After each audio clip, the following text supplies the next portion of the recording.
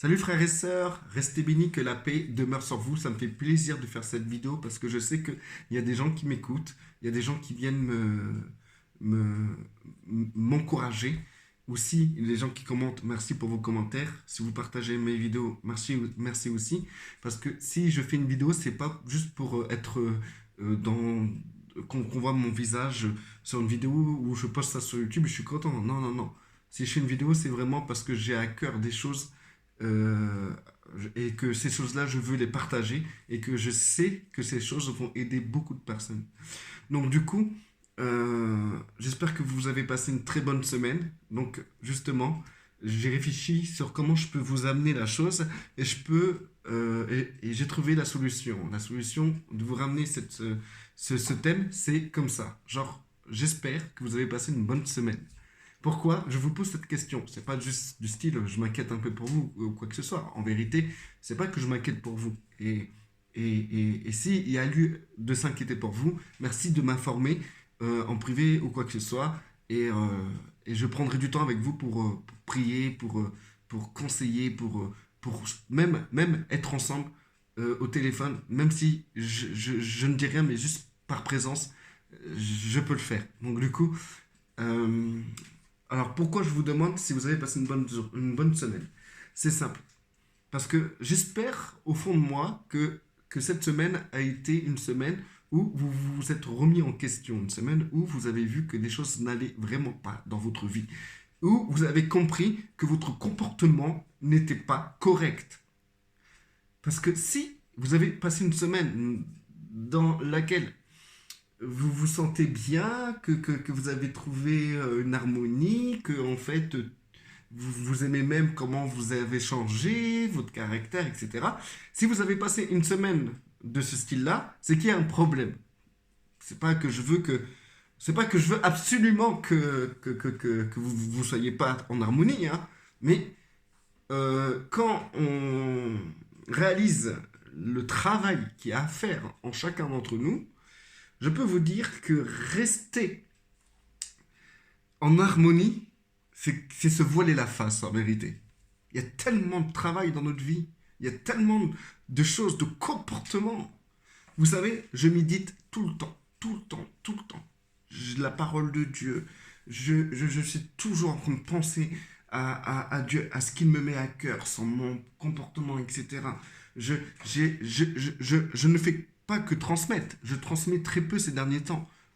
Je transmets ce qui est vraiment acquis en vidéo, mais je transmets très peu. Quand je vais partout où je vais, je me tais et voilà le sujet de la vidéo. Donc, du coup, ce que je tiens à dire, c'est que aujourd'hui, encore même, j'ai encore appris. J'ai encore vu que mon comportement avait quelques petits problèmes et quelques points à être rectifiés. Donc du coup, ça, c'est tous les jours. Donc, si vous avez passé une semaine où justement, ça, c'est un peu le trouble dans votre tête, parce qu'en fait, il y a tout plein de choses qui ne vont pas à cause de vous, mais à cause... Non, pas à cause des autres, mais à cause de vous. Dans ces cas-là, c'est une très bonne semaine que vous avez passée. Je vous l'assure, vous avez passé une très bonne semaine. Si c'est pas le cas, si vous avez passé une semaine en harmonie, pour moi, c'est une semaine où vous avez perdu énormément de temps. Je m'explique.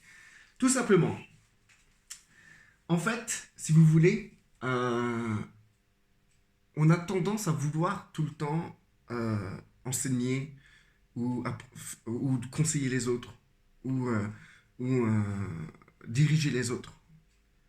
Et en vérité, si cette énergie qu'on utilise à vouloir aider les autres, à changer les autres, à aider les autres, à trouver des solutions pour les autres, si cette énergie, on l'utilisait pour nous-mêmes, je pense qu'il y a beaucoup de choses qui ferait que nous serons un peu perturbés. Parce que en réalité, avant de prendre cette énergie et de la retourner contre nous, il faut d'abord prendre conscience qu'on a un problème. Et le problème que je constate, que j'ai constaté chez moi, que je constate chez les frères et sœurs, c'est que en réalité, les gens ont tendance à mettre quand il se passe un truc, quand il y a un problème, ils ont tendance à mettre ça dans le milieu extérieur. Et non, sur eux-mêmes. C'est-à-dire que quand il y a un truc qui se passe mal, dans une communication avec d'autres personnes, les gens ont tendance à dire c'est les autres que ça va pas, c'est les autres qui ont manqué de respect, c'est les autres qui ont dit n'importe quoi, etc. Mais jamais les gens, même si c'est vrai, mais même si c'est vrai que c'est les autres, jamais ils vont se dire, mais moi, comment j'ai réagi?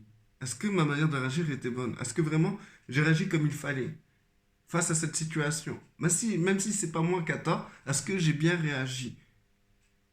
Et se poser des questions comme ça, c'est rentrer dans un système de vérité, dans un système de remise en question où le Saint-Esprit peut appuyer, mettre son doigt et vraiment vous bénir. Par exemple, il n'y a pas que ça comme exemple, hein, il y a d'autres exemples encore, hein. Par exemple, quand, quand je parle à des frères et des sœurs qui vont dans des églises, je- souvent ce qui ressort, c'est ouais, je vais à l'église pour écouter le message que Dieu a à me donner. Ok, ça marche, mais c'est génial. Entre guillemets, moi je vais pas dans une église pour attendre que Dieu me donne un message. Une simple feuille qui tombe d'un arbre pour moi est un message de Dieu. Bref, bref. Et du coup, je rajoute aux gens, je rajoute dans la conversation par rapport à ce genre de, de description dans laquelle la personne va recevoir un message de Dieu, je lui dis, mais ce message viendra de qui? Et vous connaissez la réponse. Mais du pasteur.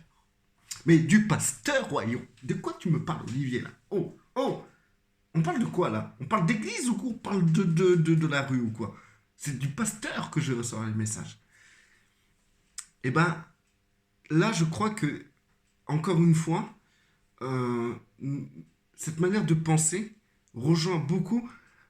En fait, si vous voulez, je vais vous donner un fil d'exemple qui n'a rien à voir avec, qui n'ont rien à voir les unes avec les autres, hein.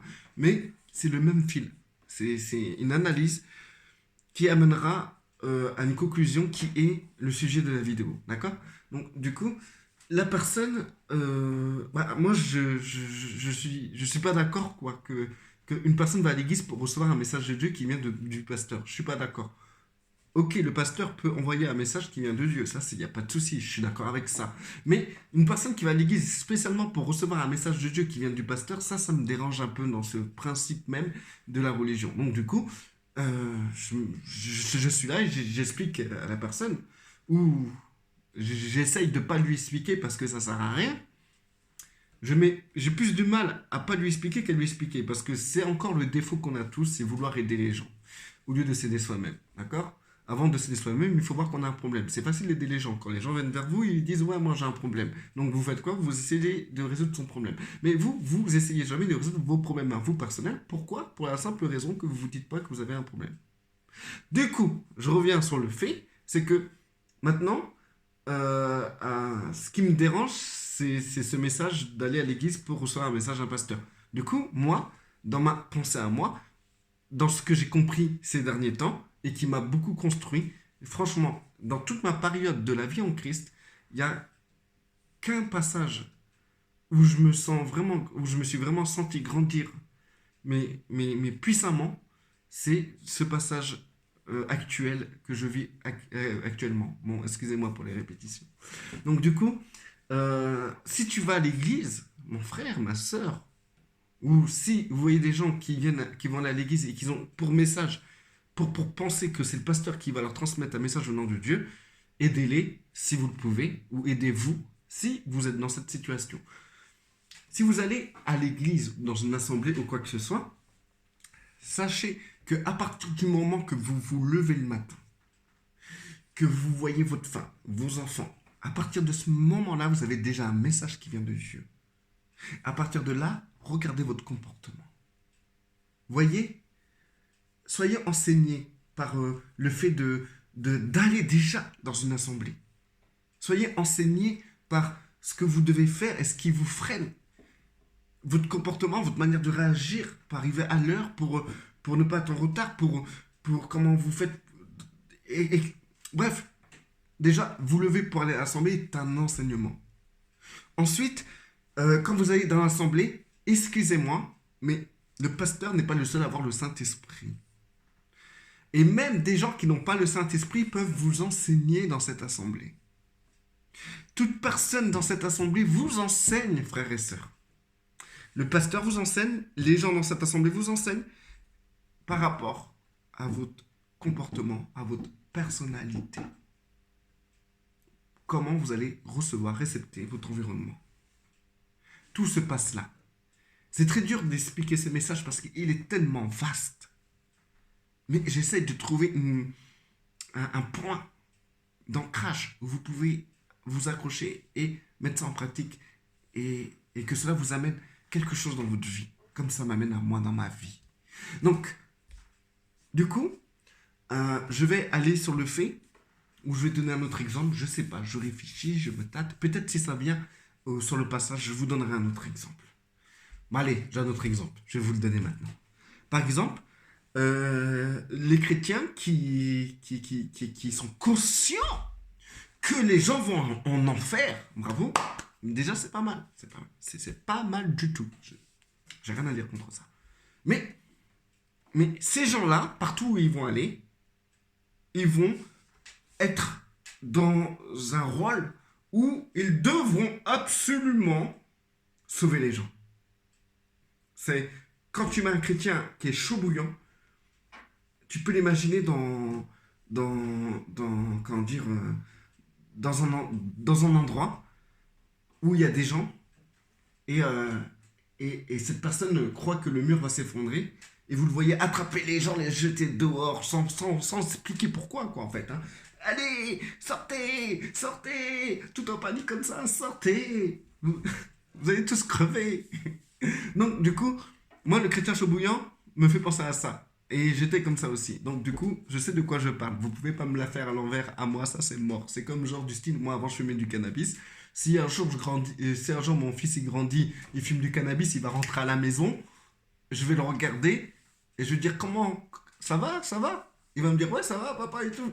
Hey, t'aurais pas consommé un truc bizarre, toi? Non, non, papa, non. Il me la frappe à l'envers. Je pense que directement, il a la main pris dans le sac. Donc, du coup, quand tu as vécu un truc clair, on peut pas te la faire à l'envers. Donc, les chrétiens chambouillants, moi je l'ai été. Et je te l'avoue que tu peux pas me la faire à l'envers. Donc, du coup, ces chrétiens-là, partout où ils vont aller, ils vont chercher des gens qu'il faut absolument sortir du feu. Et donc, du coup, ils vont tout le temps être à l'affût. Et dès qu'ils ont une occasion, ils vont parler du Christ, blablabla, Jésus-Christ, amen, amen, alléluia, sors, tu es perdu, il faut que tu sois sauvé, Jésus t'aime, etc. Ils vont être dans tous les états. Mais le problème, c'est que peut-être que Dieu n'a pas mis cette personne-là auprès de toi pour que tu la sauves, mais peut-être Dieu a mis cette personne-là pour qu'elle te donne un enseignement. Tout simplement. Un enseignement qui pourrait te sauver toi, d'ailleurs. Dans ton élan. Donc, je vais aller droit au but maintenant, parce que moi, je vois que le temps avance et j'ai pas beaucoup de batterie. Donc, du coup, ce que je veux vous expliquer, c'est qu'il n'y a rien dans votre environnement qui est pour vous un enseignement. Je ne sais pas si je l'ai bien dit. Bon, je vais le dire autrement. Toute chose autour de vous est un enseignement. Voilà, c'est plus simple. Pourquoi j'utilise des phrases difficiles? Tiens, ça c'est un enseignement. Merci. Vous m'avez enseigné aujourd'hui. Parce que j'ai voulu vous parler, mais à travers cette manière de vous parler, ben, j'ai compris que j'étais trop compliqué dans mes phrases et que je devais dire des phrases plus simples. Tout simplement. Donc, du coup, frères et sœurs, qu'est-ce qui m'a aidé? C'est tout simplement que j'ai compris que l'autre m'enseigne. Que ça soit un bouddhiste, un musulman, un chrétien, un non-croyant, le pire des païens, comment dire, quelqu'un qui vote pour Le Pen, ou quelqu'un qui a voté pour Macron, un vieux, un jeune, un bébé, une feuille qui tombe, un animal, une pièce, une minute, le temps. Tout m'enseigne. Pourquoi? Pourquoi tout m'enseigne? Pour grandir. Et j'ai commencé à grandir à partir du moment que j'ai compris que c'est pas moi qui dois enseigner les gens, c'est les gens qui m'enseignent. Et Si quelqu'un doit être sauvé, si quelqu'un doit venir en Christ, c'est Christ qui s'en occupe.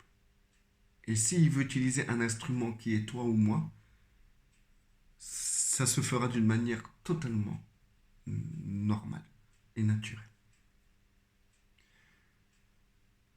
Si on comprenait que le fait, par exemple, d'aller dans une assemblée, ce qui compte, c'est pas recevoir le prêche du pasteur, mais d'être dans un environnement où tu peux... je vais arrêter ça. Voilà, dans un environnement où tu peux être enseigné par le moindre mouvement qui se passe à l'intérieur de l'assemblée, au milieu de tes frères et sœurs. Que c'est ça le vrai enseignement. Cet enseignement ne concerne pas juste que tu reçois sans donner. Non.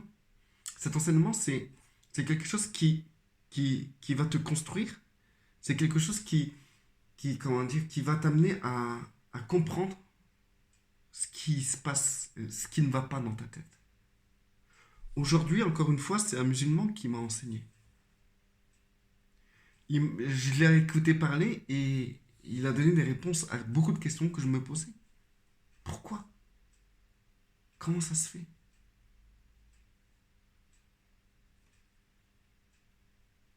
Dans mon comportement va bien. En fait, chacun d'entre nous, on a un comportement, c'est comme l'eau plate. Il suffit que tu jettes un caillou pour que l'eau soit troublée.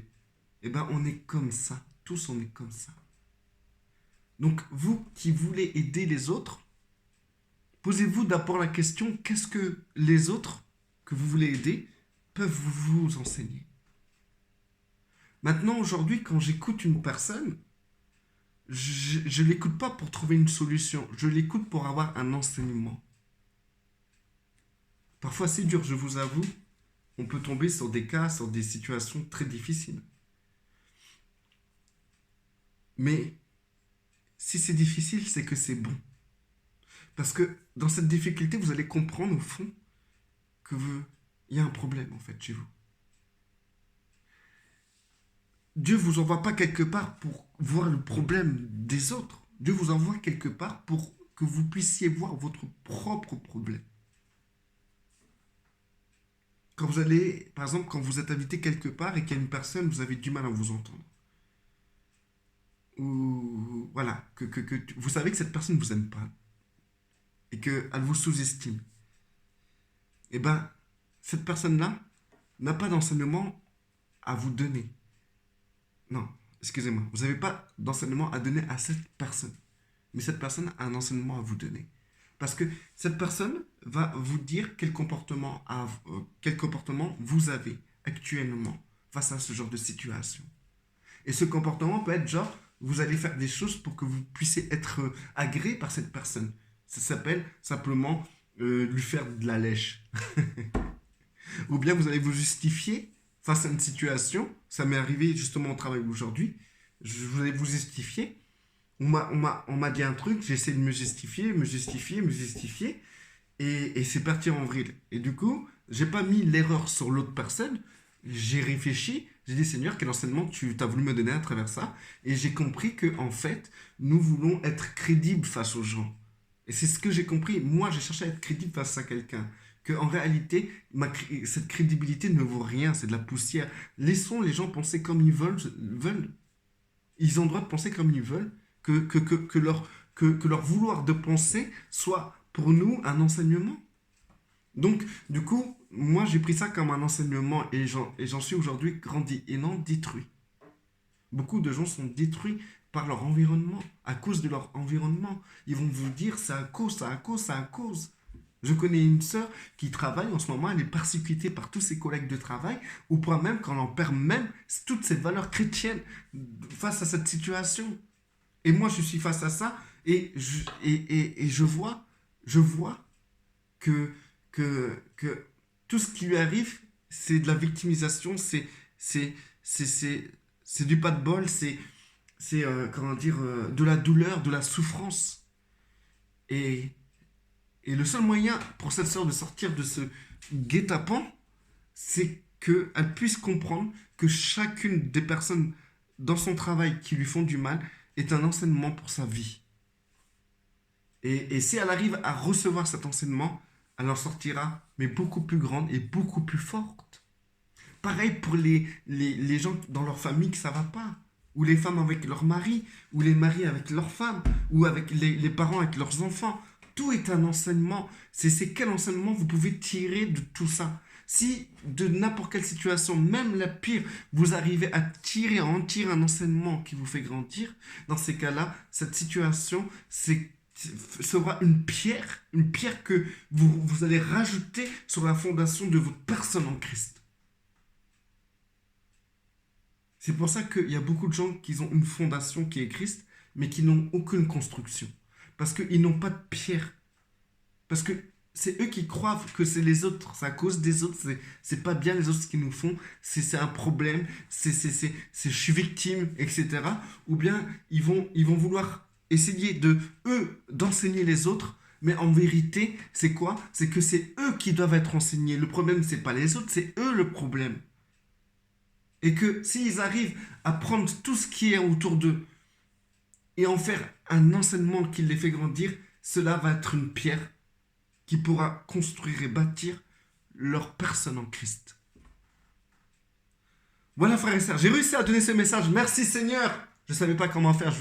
Toute la semaine, j'ai médité sur ça. Et je me suis dit, mais franchement, ça devient de plus en plus dur de faire des vidéos. Puisque maintenant, j'ai plutôt envie de vous écouter que j'ai envie de vous parler. Tout simplement. J'ai beaucoup de choses à apprendre de vous. Et en plus de ça, j'ai mis un commentaire d'une personne qui a vécu des choses très difficiles. Et je lui ai dit que c'est quelque chose qui nous enseigne, qui nous apprend son comportement, la foi qu'elle a gardée face à cette situation. Et elle m'a dit non, c'est pas... j'ai rien à t'enseigner, c'est plutôt toi. Écoute, et écoutez, franchement, chaque personne que je peux côtoyer sera un enseignement pour moi dans lequel je peux avoir cette pierre-là que je peux rajouter sur ce que je bâtis en ce moment, ce que Christ bâtit, ce que Christ et moi et le Père nous bâtissons. C'est vrai? Les gens ils disent quoi? Ouais, quand tu fais un truc au nom du Seigneur, les gens ils disent ouais, je te remercie. Et toi tu dis oh non, c'est pas moi. C'est pas moi. Remercie le Seigneur. En vérité, ça se passe pas comme ça, frères et sœurs. Vous êtes carrément dans l'erreur là. Là, quand on vous remercie, vous dites il n'y a pas de souci, le Père, notre Seigneur et moi, nous te remercions. Parce que c'est une collaboration. Le Fils et le Père font un et le Fils a demandé au Père de faire un avec nous. Donc c'est-à-dire que quand vous allez agir, vous dites pas c'est pas moi, c'est Christ. Non, dites plutôt c'est pas moi, c'est nous. C'est le Père, le Fils, c'est le Père, notre Seigneur et moi qui avons fait ça pour toi, pour ton bonheur. Gloire à Dieu, c'est magnifique ce que je viens de vous dire. C'est quelque chose que je n'avais même pas en tête. D'ailleurs, je me suis enseigné moi-même là maintenant. C'est le fait que je suis devant la caméra, puis devant mon portable, et puis je me vois parler, et j'ai tiré un enseignement de mon image en face de moi qui s'exprime. Bon allez, restez bénis, je vais arrêter là avant de dire des bêtises. Allez, ciao.